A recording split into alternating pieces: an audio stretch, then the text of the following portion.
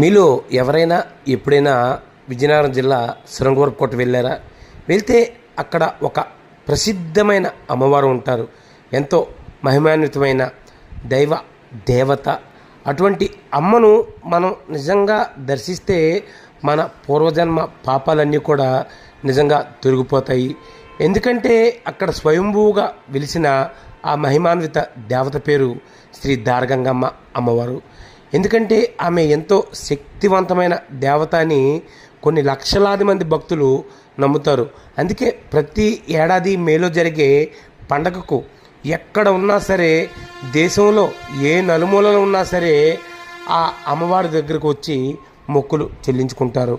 చిన్న ఒకరోజు వయసు నుంచి శతాధిక వృద్ధుల వరకు అమ్మవారు ఎప్పుడు కరుణా కటాక్షాలతో చూస్తారని నమ్ముతారు.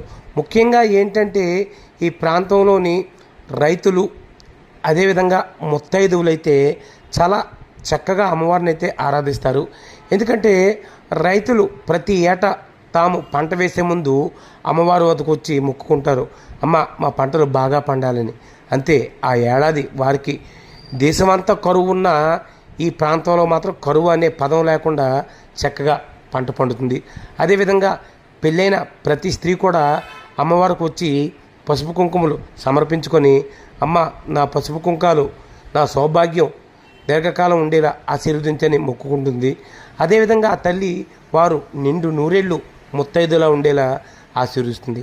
ఇలాగే ఎవరికి ఎటువంటి ఆపద వచ్చినా అమ్మవారిని దర్శించుకొని ఆమె ఆశీర్వాదం తీసుకుంటే ఇట్టే సమసిపోతాయి. ఇదంతా మేము చెప్పే కథ కాదు, నిజంగా నిజం. ఎందుకంటే కొన్ని లక్షల మంది ఈ అమ్మవారి అనుగ్రహం పొందినవారే. అటువంటి అమ్మవారి చిన్న పండుగ ఎస్కోట్లో జరుగుతుంది, చూసి తరించండి.